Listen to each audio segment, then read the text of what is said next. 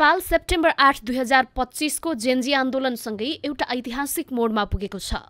यो केवल सडकमा उत्रिएको युवाको भिड थिएन, यो जनशक्तिको जागरण थियो। जनताले प्रमाणित गरे सत्ता नेताको होइन, जनताको हातमा छ। सरकार ढल्यो र सुशीला कार्की अन्तरिम प्रधानमन्त्री बनिन्। यो नियुक्ति केवल व्यक्तिको होइन, यो भ्रष्टाचार विरुद्धको साझा विजय हो। हाम्रो लोकतन्त्र लामो सङ्घर्ष र बलिदानबाट आएको हो। राजतन्त्रको समयले हामीलाई सिकायो शक्ति एकै ठाउँमा केन्द्रित हुँदा राष्ट्र कमजोर हुन्छ। लोकतन्त्रले भने नयाँ ढोका खोलिदियो, जहाँ विविधता, बहुलता र जनताको आवाज नै मूल आधार हो। आज हामीलाई चाहिएको लोकतन्त्र केवल चुनावमा मत हाल्ने अधिकार मात्र होइन, यो प्रत्येक दिन नागरिकको सतर्कता, जवाफदेहिता र सहभागिता हो। हामीले आफ्नो ठाउँबाट भ्रष्टाचार विरुद्ध उभिनुपर्छ, पारदर्शिताको माग गर्नुपर्छ र सत्यको पक्षमा बोल्नुपर्छ। शिक्षा हाम्रो आधार हो। सबै बालबालिकाले समान अवसर पाउनुपर्छ। सहर वा गाउँ, धनी वा गरिब, पाठ्यक्रम आधुनिक हुनुपर्छ। शिक्षक सक्षम र प्रेरित हुनुपर्छ। विद्यार्थी केवल परीक्षा पास गर्ने होइन, सोच्ने, सिर्जना गर्ने र भविष्य निर्माण गर्ने बन्नुपर्छ।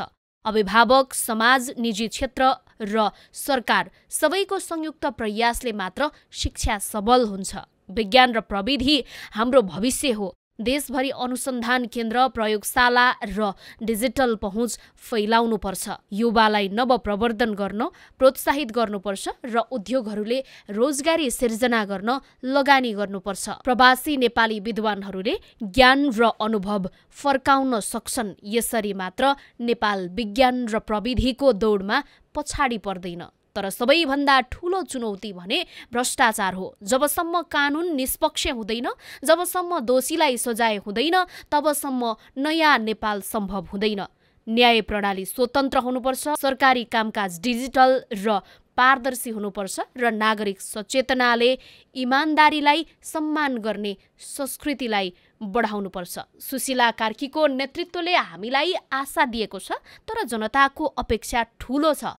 छोटो समयमा ठोस परिणाम देखाउन नसके निराशा आउन सक्छ। त्यसैले युवाहरूले सख्त दबाब दिनुपर्छ, आन्दोलनलाई संस्थागत शक्ति बनाउनुपर्छ र समाजको हरेक तहमा परिवर्तनको बिउ रोपिनुपर्छ। हाम्रो भिन्नता नै शक्ति हो। भाषा, संस्कृति, भूगोल। हामीले अब सानो सोच छोड्नुपर्छ।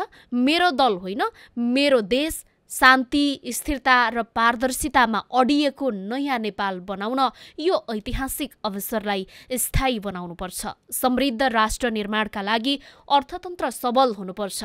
युवाले उद्यमशीलता, सृजनशीलता र नवप्रवर्तन ल्याउनुपर्छ। देशभित्रै रोजगारी सिर्जना गर्ने वातावरण बन्नुपर्छ। यसरी मात्रै हामीले हाम्रो युवा शक्तिलाई राष्ट्र निर्माणको आधार बनाउन सक्छौँ।